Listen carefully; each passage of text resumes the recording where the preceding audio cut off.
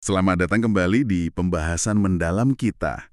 Hari ini, kita mau bongkar satu bab spesifik nih yang Anda bagikan juga ke kita. Bab 13, judulnya Funnels That Trigger Behavior, dari buku Buyer Triggers, karya Ricky Scott. Kayaknya kita semua pernah deh ya masuk ke alur pemasaran online gitu. Kadang enak ngikutinnya, kadang malah, aduh kok gini amat.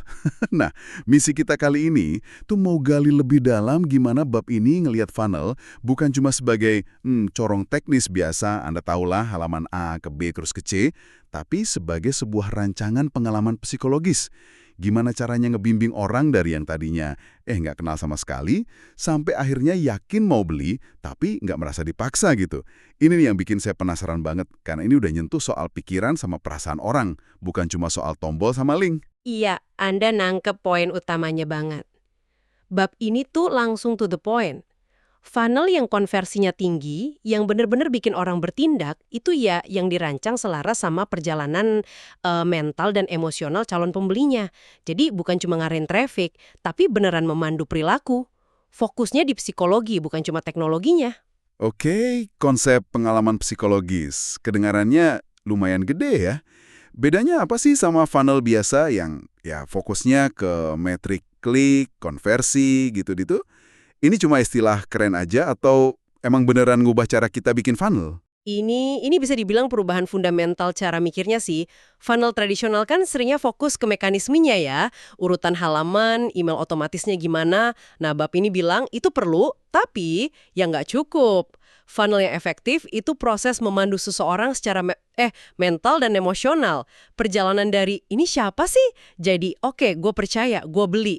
Itu kan transformasi psikologis. Nah, itu yang perlu dirancang secara sadar. Penulisnya nekanin 3 kata.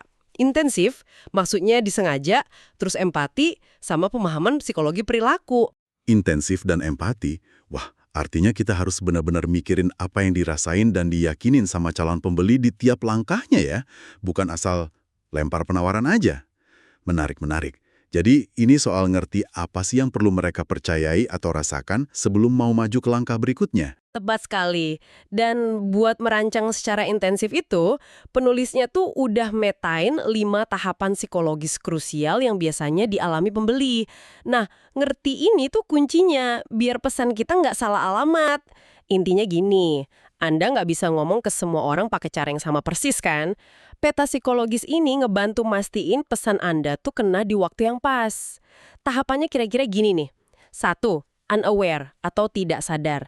Ya, mereka ini belum tahu punya masalah atau malah belum kenal Anda sama sekali. Benar-benar kosong lah. 2. Problem aware atau sadar masalah. Nah, di sini mulai nih. Mereka ngerasa ada yang gatal, ada masalah atau rasa sakit, tapi belum tahu solusinya apaan. 3. Solution aware atau sadar solusi. Mereka mulai aktif nyari-nyari, oke, masalah ini anaknya diapain ya? Mulai nge-explore pilihan-pilihan. 4. Product aware atau sadar produk. Nah, di sini mereka udah tahu tentang Anda dan penawaran spesifik Anda sebagai salah satu ya solusi potensial. 5. Most aware atau paling sadar. Ini udah di ujung banget nih, hampir beli. Tinggal butuh kepastian terakhir aja, atau mungkin jawaban buat satu keraguan kecil. Funnel yang pintar, kata buku ini, mesti punya pesan sama konten yang beda buat tiap tahap ini. Nggak bisa pakai satu jurus buat semua. Oke, 5 tahap. Kedengerannya logis sih. Tapi saya sering lihat orang agak bingung bedain antara problem aware sama solution aware. Kayak tipis gitu bedanya. Gimana ya konten kita bisa efektif nyasar ke masing-masing tahap itu tanpa tumpang tindih? Atau malah kesannya terlalu cepat jualan? Pertanyaan bagus itu. Sering banget salahnya di situ. Gini, di tahap problem aware, fokus utama konten kita itu harusnya validasi sama klarifikasi masalahnya. Orang tuh butuh ngerasa, oh bukan cuma gue ternyata, atau ini toh akar masalahnya. Konten edukatif kayak artikel panjang yang ngupas masalahnya. Ingat, bukan solusi Anda dulu. Webinar yang fokus bahas rasa sakitnya, atau mungkin studi kasus anonim, itu efektif banget. Tujuannya bikin mereka manggut-manggut, ngerasa dipahami. Belum waktunya ngomongin solusi spesifik. Baru deh pas mereka masuk solution aware, nah mereka udah siap denger macam-macam kemungkinan solusi. Di sini, kontennya bisa kayak perbandingan berbagai pendekatan, termasuk pendekatan Anda, tapi usahain objektif ya. Panduan milih solusi yang pas, atau checklist kriteria solusi yang bagus. Anda mulai ngenalin kategori solusi Anda, tapi belum tentu produk spesifiknya. Nah, kalau udah product aware, baru deh kita bisa ngomong lebih detail soal penawaran kita. Testimoni yang kuat, demo produk, perbandingan fitur, kalau relevan dan jujur ya, garansi itu semua baru relevan di sini. Jadi kuncinya tuh progresi. Pahami masalah dulu, baru cari kategori solusi, baru deh pilih produk spesifik. Produk gua, ini emang kerasa lebih strategis ya. Oke, kalau kita udah paham nih keapaannya, gimana taktik spesifiknya buat ngebangun funnel yang memandu ini? Buku ini kan nyorot 3 elemen ya, entry points, micro commitments, sama follow up. Kita mulai dari entry points dulu deh. Ada istilah low friction value. Maksudnya apa tuh? Entry point ini, bayangin aja kayak pintu gerbang pertama ke dunia Anda. Interaksi paling awal gitu, bisa macam-macam bentuknya. PDF panduan gratis, kuis interaktif yang seru, webinar edukatif, mini course lewat email, checklist praktis atau template yang berguna. Syarat utamanya itu low friction value atau nilai dengan gesekan rendah. Artinya gampang didapat, nggak banyak syarat aneh-aneh, ngasih manfaat nyata, dan cepat mereka langsung dapat sesuatu yang berguna gitu loh. Dan harus nyambung sama masalah besar mereka plus solusi utama Anda nanti. Penulisnya nekenin banget, ini bukan sekedar pancingan email. Tujuannya itu buat ngebangun kepercayaan awal. Anda nunjukin kalau Anda kompeten dan ya nggak pelit ilmu gitu. Saran bagus dari buku ini. Entry point yang ideal itu sebaiknya nyelesain sepotong kecil dari masalah besar yang nantinya bakal dituntasin sama produk berbayar Anda. Jadi ada jembatan alaminya gitu. Nasi icip-icip solusi nyata bukan cuma janji manis doang. Masuk akal sih, tapi gimana ya caranya mastiin delay gratis ini nggak cuma jadi pengumpul email aja yang ujung-ujungnya nggak nyambung ke penawaran utama. Banyak kan yang download gratisan tapi ya udah nggak pernah beli apa-apa. Nah itu dia tantangannya, relevansi itu kuncinya.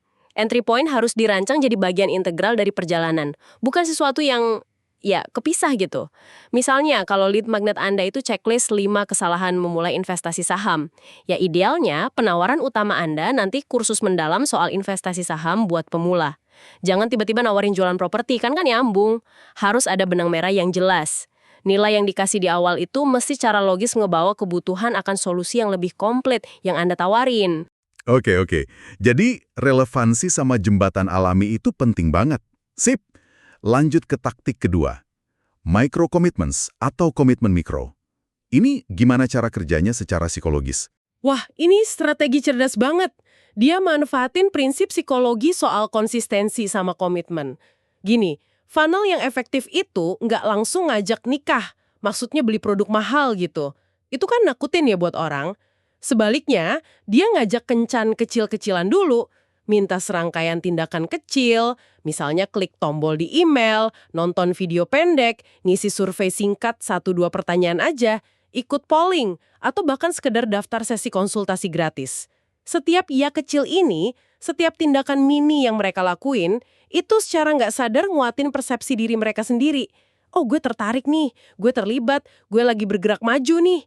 Buku ini pakai analogi bagus banget, kayak naikin tangga selangkah demi selangkah. Jauh lebih gampang dan alami kan, daripada disuruh lompat langsung ke puncak. Tiap langkah itu ngebangun keyakinan sama keterlibatan. Analogi tangga itu emang kena banget sih. Bikin kebayang prosesnya. Tapi prinsip konsistensi ini, ada risiko nggak sih?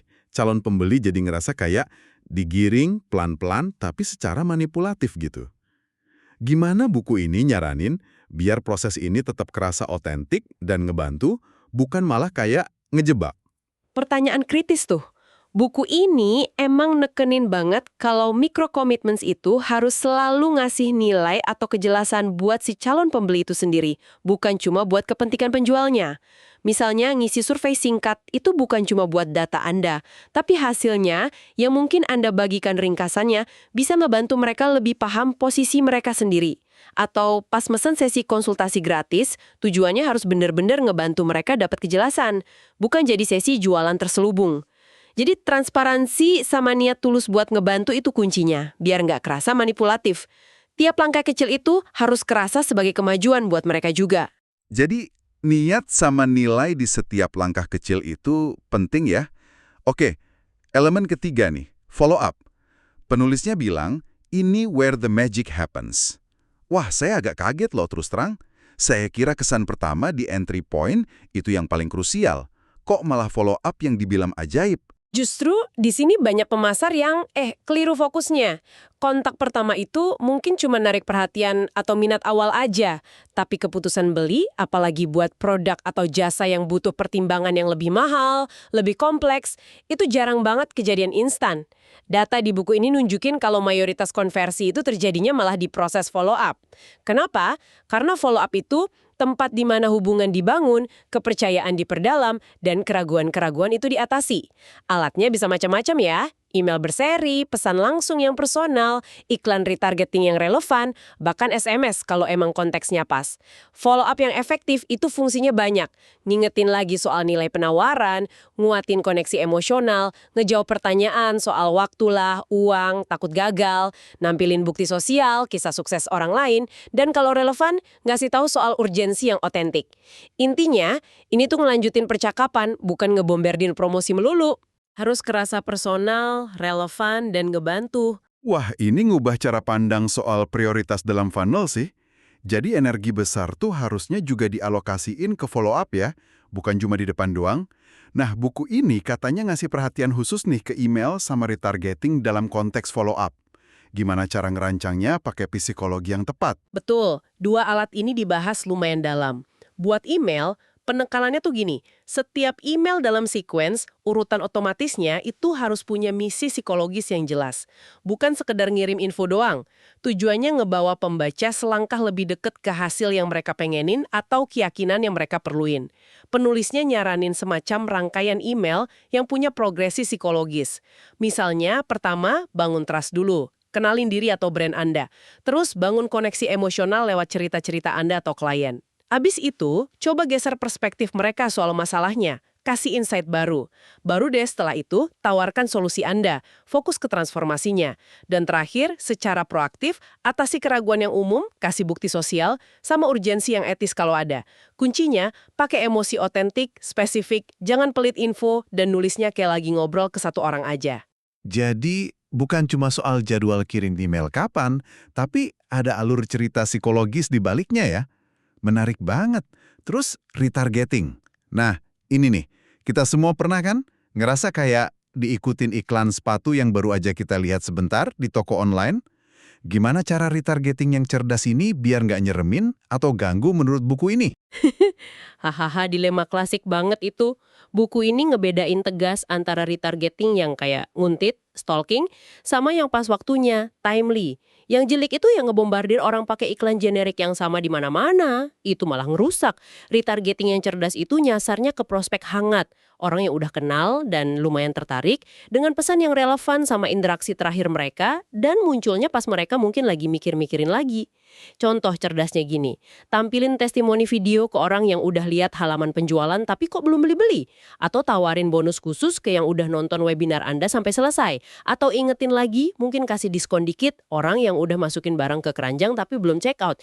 Intinya, retargeting yang bagus itu rasanya kayak pengingat yang ngebantu atau relevan, bukan kayak agresi. Munculnya pas Anda mungkin emang lagi ada di pikiran mereka. Kuncinya di relevansi pesan sama timingnya, bukan cuma soal frekuensi. Iya. Jadi bukan sekedar pasar pixel di mana-mana terus hajar bleh pakai iklan yang sama. Tapi lebih strategis gitu ya. Nyesuaiin pesannya sama jejak digital terakhir mereka. Oke. Ini semua kalau dirangkum nih kesimpulan gede dari bab 13 ini apa dong? Kayaknya intinya balik lagi ke ide awal tadi ya. Tepat sekali. Kesimpulan utamanya yaitu, funnel yang benar-benar micu tindakan itu jauh melampaui urusan teknis. Dia itu sebuah perjalanan psikologis yang dirancang dengan intensif, sengaja, penuh empati dan pemahaman soal perilaku manusia. Funnel terbaik itu bukan yang paling agresif atau paling berisik, tapi justru yang paling cerdas secara psikologis. Funnel kayak gini tuh paham banget sama audiensnya, ngebimbing mereka dengan penuh perhatian, dan ngasilin konversi lewat terbangunnya kepercayaan dan keyakinan, bukan karena ditekan-tekan. Tujuannya yang ngebimbing orang dari bingung jadi jelas, dari ragu jadi yakin. Jelas banget sih ini. Ngerancang funnel ternyata butuh pemahaman mendalam soal manusia ya. bukan cuma soal tools marketing doang. Ini perspektif yang kuat banget. Terima kasih banyak loh Anda udah nyimak pembahasan mendalam kita soal bab 13 dari Buyer Triggers karya Ricky Scott ini. Semoga ini ngasih pencerahan baru buat Anda. Iya, ingat aja, funnel yang paling berhasil itu seringkali rasanya kayak percakapan yang tulus dan ngebantu, bukan sekedar rentetan promosi. Ini soal ngebangun kepercayaan, selangkah demi selangkah, lewat pemahaman dan empati. Nah, sebagai penutup nih, ada satu pemikiran buat Anda renungin lebih lanjut, keinspirasi dari diskusi kita barusan. Jika funnel Anda itu ibarat sebuah percakapan, udah beneran kepikiran belum? Emosi spesifik apa sih yang pengen Anda bangkitkan dan keyakinan inti apa yang perlu Anda tanamkan di setiap titik sentuh percakapan itu? Biar calon pembeli ngerasa klik, ngerasa dipahamin, dan nyambung, bukan cuma kayak dijejelin informasi. Sesuatu buat direnungkan pas Anda ngerancang atau ngevaluasi funnel Anda lagi. Sampai jumpa di pembahasan mendalam kita berikutnya ya.